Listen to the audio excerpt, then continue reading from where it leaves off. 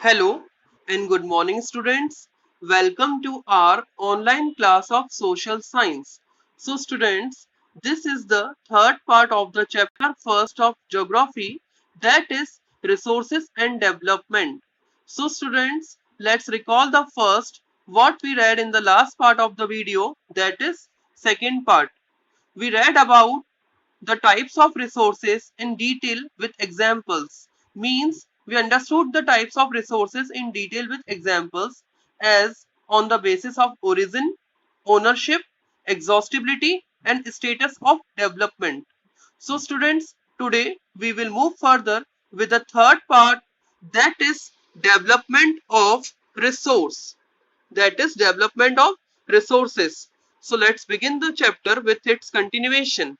So students, today we are going to start the new topic of this chapter, and it is the very important and interesting topic of this chapter, that is development of resources. So let's begin. So students, as we know, जैसा कि हम जानते हैं कि water is a resource, कि पानी एक resource है, लेकिन इस रिसोर्स को कैसे डेवलप किया जाए, उसको किस तरीके से डेवलप किया जाए, क्या क्या डायमेंशंस हैं जो रिसोर्सेस के डेवलपमेंट के साथ जुड़े हुए हैं, जो हमें जानने की जरूरत है इस टॉपिक में. सो ये सारी चीजें हम इस टॉपिक में जानेंगे कि हाउ रिसोर्सेस आर डेवलप्ड, कि रिसोर्सेस को किस तरीके से डेवलप किया जाता है. So, resources are vital for human survival as well as for maintaining the quality of life. So students, what is given here? It is given that कि resources जो है वो human survival के लिए, चाहे अगर देखा जाए तो जो resources है वो human survival के लिए और quality of life को maintain करने के लिए बहुत ज़्यादा important है. It means कि जो resources है, देखा जाए तो वो ह्यूमन सर्वाइवल के लिए, मतलब ह्यूमन को सर्वाइव करने के लिए या उनकी क्वालिटी ऑफ लाइफ को मेंटेन करने के लिए रिसोर्सेज जो होते हैं वो बहुत इंपॉर्टेंट होते हैं, बहुत असेंशियल होते हैं. इट मींस कि resources place an important role in the humans life. So इसीलिए हमें रिसोर्सेज को बहुत अच्छी तरीके से, बहुत केयरफुली यूज करना चाहिए. It was believe that resources are the free gift of nature, और ऐसा माना गया है और ऐसा माना जाता है कि जो रिसोर्सेस हैं वो नेचर का फ्री गिफ्ट है, मींस कि नेचर के द्वारा हमें फ्री में प्रोवाइड किए गए हैं. So as a result, human beings use them indiscriminately and this has led to the following major problem. और देखा इसका इसका परिणाम स्वरूप क्या, इसका रिजल्ट क्या है कि जो ह्यूमन बीइंग्स है उनको जो रिसोर्सेस है उनको इनडिस्क्रिमिनेटली यूज करता है, और कहीं ना कहीं इस वजह से हमें कई सारी समस्याओं का सामना करना पड़ता है, कई सारी प्रॉब्लम्स जो है वो हमें फेस करनी पड़ती हैं. तो उन प्रॉब्लम को हम डिस्कस करेंगे. सो अगर अगर ह्यूमन बींग्स इन रिसोर्सेज को इनडिस्क्रिमिनेटली यूज करेगा या उसका एक्सप्लॉइटेशन करेगा रिसोर्सेज का, तो क्या होगा, कहीं सारी प्रॉब्लम्स जो है वो इंसानों को फेस करनी पड़ती है, और एक दिन ऐसा आएगा जिस दिन सारे रिसोर्सेज हमारे यहाँ खत्म हो जाएंगे. तो इसीलिए हमें रिसोर्सेज को बहुत ज्यादा केयरफुली यूज करना चाहिए. तो हम देखेंगे कौन कौन सी प्रॉब्लम जो है वो हमें फेस करनी पड़ती है. The first is depletion of resources for satisfying the greed of a few individual. It means कि कुछ फ्यू इंडिविजुअल्स की ग्रीड के लिए, सेटिस्फेक्शन के लिए रिसोर्सेज को खत्म किया जा रहा है, उनको डिप्लीट किया जा रहा है. ठीक है, तो क्या होता है, कुछ जो लोग होते हैं अपनी लालच के लिए, अपनी अपनी नीड्स को सेटिस्फाई करने के लिए रिसोर्सेज को बहुत ज्यादा यूज करते हैं, और इस वजह से रिसोर्सेज क्या हो जाएंगे, खत्म हो जाएंगे. So depletion of resources for satisfying the greed of few individual. It means कि कुछ फ्यू इंडिविजुअल की ग्रीड को सेटिस्फाई करने के लिए रिसोर्सेज का बहुत ज्यादा यूज करना, इस वजह से रिसोर्सेज क्या हो जाएंगे, खत्म हो जाएंगे. Second, accumulation of resources in few hands. Means कि कुछ few hands में ही resources का इकट्ठा होना. मीन्स कि इसका मतलब यह है कि in which in turn divided the society into two segments, that is haves and haves not, और rich and poor. It means कि रिसोर्सेज का कुछ ही हाथों में होना, और इस वजह से सोसाइटी जो है वो दो सेगमेंट्स में बढ़ जाती है, दो पार्ट्स में डिवाइड हो जाती है. एक की जिनके पास रिसोर्सेज है और दूसरा जिनके पास रिसोर्सेज है ही नहीं. मतलब रिच और पुअर में सोसाइटी जो है डिवाइड हो जाती है. मतलब एक जो इंसान है जिसके पास काफी सारे रिसोर्सेस है, काफी सारे रिसोर्सेस है, और दूसरी तरफ जिसके पास बिल्कुल भी रिसोर्स नहीं है, तो इससे सोसाइटी जो है वो दो पार्ट्स में बढ़ गई. एक जिनके पास है रिसोर्सेस और एक दूसरा जिनके पास रिसोर्सेस नहीं है. मतलब रिच और पुअर में सोसाइटी डिवाइड हो जाती है. मतलब रिसोर्सेस का कुछ ही हाथों में एक्यूमुलेट होना. तो फर्स्ट था कि रिसोर्सेस खत्म होते जा रहे थे ज्यादा यूज करने की वजह से, और दूसरा क्या हुआ कि जो रिसोर्सेस है उनका कुछ हाथों में होना. थर्ड आ जाता है indiscriminate exploitation. indiscriminate exploitation of resource has led to the global ecological crisis. अगर हम resources को indiscriminately use करेंगे, उनका indiscriminately exploitation करेंगे, तो इस वजह से global ecological crisis generate हो जाएगा, जैसे global warming, ozone layer depletion, environmental pollution and land degradation. तो इस तरह की समस्याएं जो है वो फेस करनी पड़ती है। इसीलिए रिसोर्सेज का बिल्कुल सावधानी से केयरफुली यूज करना बहुत जरूरी है। अगर ऐसा नहीं किया जाएगा तो एक दिन ऐसा आएगा जिस दिन सारे रिसोर्सेज जो है वो बिल्कुल ही खत्म हो जाएंगे। तो ये तीनों प्रॉब्लम है, जैसे हमने तीनों प्रॉब्लम्स पढ़ी, जिसको हम एक ट्रिक से याद कर सकते हैं, DIA। तो डी मतलब डिप्लीशन, आई मतलब इनडिस्क्रिमिनेट एक्सप्लॉइटेशन और ए मतलब एक्यूमुलेशन। तो इस अकॉर्डिंग ये ट्रिक हम यूज करके इन तीनों पॉइंट्स को याद कर सकते हैं। तो स्टूडेंट्स हम लोग धीरे धीरे सारी चीजों को डिस्कस करेंगे। So it was all about the problems. So now an equitable distribution of resources has become essential for sustained quality of land and global peace. Students, हमने यहाँ पर क्या देखा कि जो है उनका जो डिस्ट्रीब्यूशन है वो कैसा होना चाहिए, इक्विटेबल होना चाहिए, मतलब इक्वल डिस्ट्रीब्यूशन होना चाहिए। और अगर इक्वल डिस्ट्रीब्यूशन होगा तभी कहीं ना कहीं जो क्वालिटी ऑफ लाइफ है और जो ग्लोबल पीस है उसको मेंटेन किया जा सकेगा। ठीक है, it has become essential for a sustainability of life and global piece. और ये बहुत जरूरी होगा, मतलब जो अगर इक्वल डिस्ट्रीब्यूशन जो है रिसोर्सेस का वो कहीं ना कहीं असेंशियल बन गया है, ताकि जो क्वालिटी है लाइफ की वो लगातार बनी रहे और ग्लोबल पीस बना रहे। तो इसीलिए रिसोर्सेज का डिस्ट्रीब्यूशन जो है वो कैसा होना चाहिए, इक्वल होना चाहिए। If the present trend of resource depletion by a few individual and countries continues, the future of our planet is in danger. So अगर जो प्रेजेंट ट्रेंड है रिसोर्सेज के डिस्ट्रीब्यूशन का, मतलब कि हम देख रहे हैं कि फ्यू इंडिविजुअल जो है वो रिसोर्सेज को खत्म करते जा रहे हैं और कुछ कंट्रीज भी हैं, अगर इस ट्रेंड को अगर वो लोग कंटिन्यू रखते हैं, जो प्रेजेंट ट्रेंड चल रहा है रिसोर्सेज के डिप्लीशन का, अगर वो कुछ इंडिविजुअल्स और अगर कुछ कंट्रीज अगर उस चीज को कंटिन्यू रखती हैं, तो जो हमारा फ्यूचर प्लेनेट है वो एक दिन डेंजर में आ जाएगा। इस वजह से हमें कहीं ना कहीं बहुत लॉस झेलना पड़ सकता है। So therefore, resources planning is essential for sustainable existence. So students, sustainable का मतलब होता है continuous, लगातार। तो इसके लिए हमें सबसे पहले सस्टेनेबल डेवलपमेंट वर्ड को समझना पड़ेगा। ये बहुत इंपॉर्टेंट टर्म होती है, बहुत इंपॉर्टेंट पॉइंट है sustainable development. So sustainable economic development means development should take place without damaging the environment, and development is in the present should not compromise with the needs of the future generation.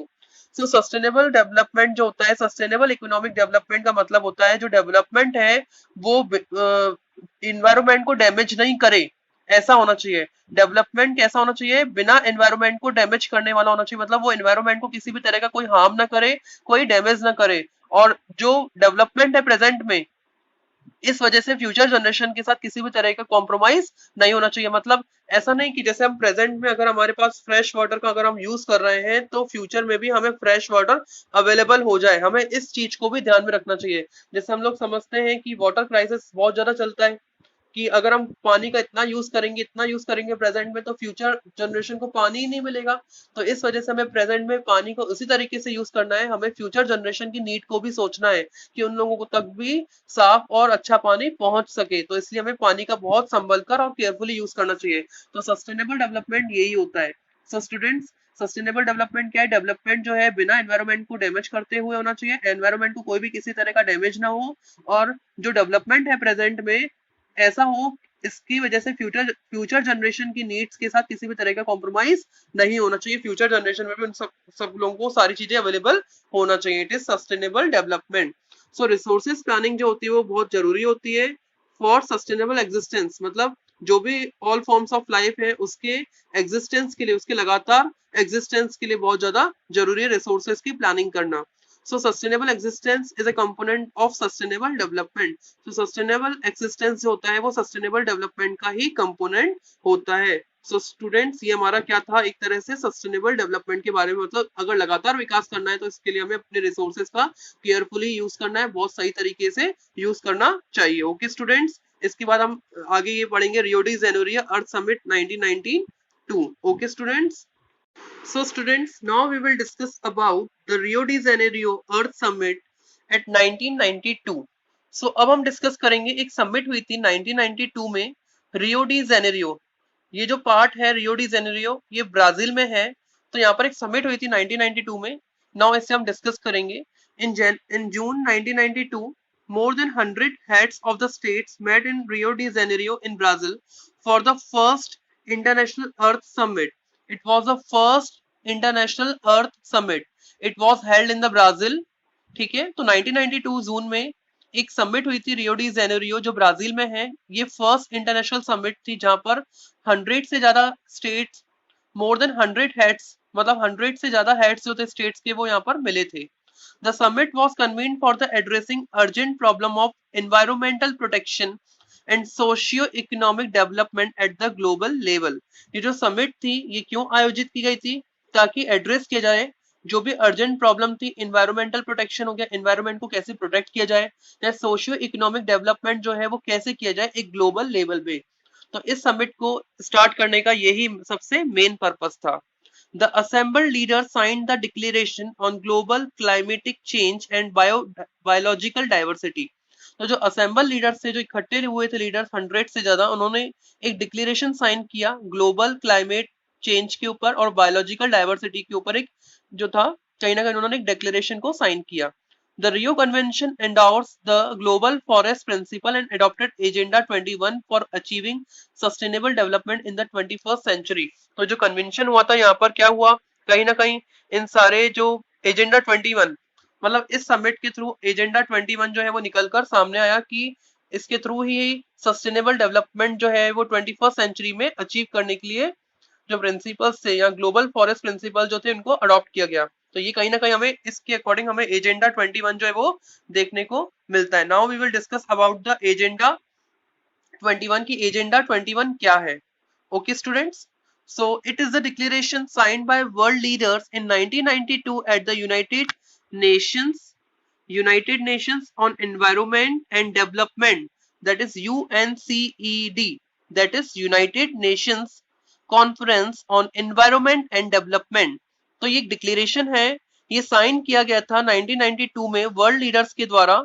कहां पर? At the United nation conference on environment and development which took place at the Rio de Janeiro, Brazil, जो Brazil के Rio de Janeiro में हुआ था। It aims at achieving global sustainable development, और इसका मकसद क्या था? ग्लोबल सस्टेनेबल डेवलपमेंट, मतलब लगातार डेवलपमेंट, लगातार विकास को ग्लोबल लेवल पे हासिल करना था। It is an agenda to combat environmental damage, poverty, disease through global cooperation on common interests, mutual needs, shared responsibilities। So students यहाँ पर बताया गया है कि एक एजेंडा है जिसका मकसद क्या है? एनवायरमेंटल डैमेज से संघर्ष करना, जो भी एनवायरमेंटल डैमेज हो रहा है उसको सही करना, पॉवर्टी को हटाना, या disease through global cooperation on common interest, मतलब डिजीज वगैरह को दूर करना ताकि इनके लिए इनके अकॉर्डिंग इनसे फाइट किया जा सके। ये कैसे होगा हासिल? म्यूचुअल नीड्स हो गई, कॉमन इंटरेस्ट के थ्रू और शेयर्ड रिस्पॉन्सिबिलिटीज के through. So one major objective of the Agenda 21 is that every local government should draw its own local Agenda 21। तो इसका सबसे मेजर ऑब्जेक्टिव क्या है 21 का, एजेंडा 21 का, कि हर लोकल गवर्नमेंट जो है इसको अपना खुद ही लोकल एजेंडा जो था एजेंडा 21 वो ड्रॉ करना चाहिए। तो इसके अकॉर्डिंग कहीं ना कहीं इस चीजों को सही किया जा सकता है और हासिल किया जा सकता है। Okay students, so it was all about the agenda 21। So students, now we will move further with the next topic, that is resources planning। So student, this is also a very important topic of this chapter, that is resources planning। So planning हम जानते हैं कि future में resources को किस तरीके से use किया जाएगा, तो उसको पहले से समझ लेना, सोचना, दैट इज प्लानिंग। ठीक है, कि फ्यूचर में जो भी रिसोर्सेस उनको कैसे यूज किया जाए। So planning is a widely accepted strategy for judicious use of resource। तो कहीं ना कहीं प्लानिंग जो एक बहुत बड़ी सोचने की हमारी स्ट्रेटेजी रहती है, और इसे कहीं ना कहीं वाइडली एक्सेप्ट किया जाता है एक कि जो रिसोर्सेस हैं उसको किस तरीके से अच्छी तरीके से कैसे यूज किया जाए, उसकी पहले से स्ट्रेटेजी बना लेना कि उनका न्याय एक तरीके से सही तरीके से कैसे यूज किया जाएगा। So it is importance in our country like India, इसकी बहुत इंपॉर्टेंस है जैसे इंडिया जैसी कंट्रीज के लिए, which has enormous diversity in the availability of resources। क्योंकि इंडिया है जहां पर कहीं ना कहीं डाइवर्सिटी हमें देखने को मिलती है रिसोर्सेज की अवेलेबिलिटी में। There are regions which are rich in certain types of resources but are deficient in some other resources। तो देखा जाए तो इंडिया में कुछ रीजन्स ऐसे हैं जहां पर कुछ रिसोर्सेज जो है बहुत अच्छी, जिनकी उपलब्धता बहुत अच्छी है, काफी अच्छी मात्रा में मिलेंगे, लेकिन कई रिसोर्सेज, कुछ ऐसे रिसोर्सेज होते हैं जो कई रीजंस में कम मिलेंगे. So there are some reasons which can be considered self-sufficient in terms of availability of resources. तो यहाँ पर कुछ ऐसे रीजंस हैं जो कहीं ना कहीं सेल्फ सफिशिएंट है. रिसोर्सेज की अवेलेबिलिटी के अकॉर्डिंग देखा जाए तो वो क्या है, सेल्फ सफिशिएंट है. ठीक है, अवेलेबिलिटी के संदर्भ में अगर देखा जाए तो. लेकिन कुछ reasons, but there are some reasons which have acute shortage of some vital resources. लेकिन कुछ रीजंस ऐसे भी हैं जहां पर कहीं ना कहीं हमें एक्यूट शॉर्टेज देखने को मिलती है कुछ इंपॉर्टेंट रिसोर्सेज के रिगार्डिंग. फॉर एग्जाम्पल, अगर एग्जाम्पल ही देखा जाए, the states of Jharkhand, Chhattisgarh, Madhya Pradesh are rich in minerals and coal deposits.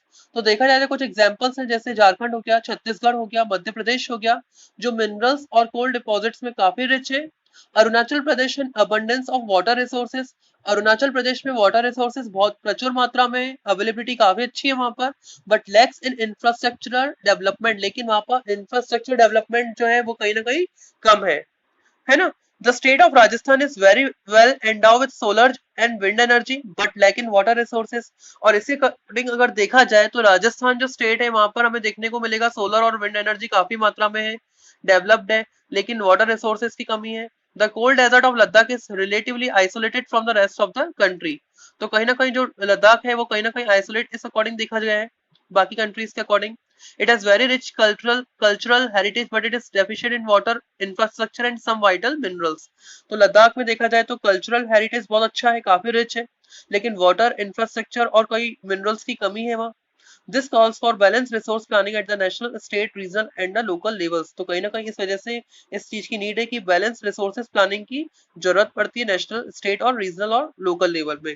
So student, it is all about the resources planning. तो इस वजह से प्लानिंग जो है सबसे इंपॉर्टेंट है. Okay students.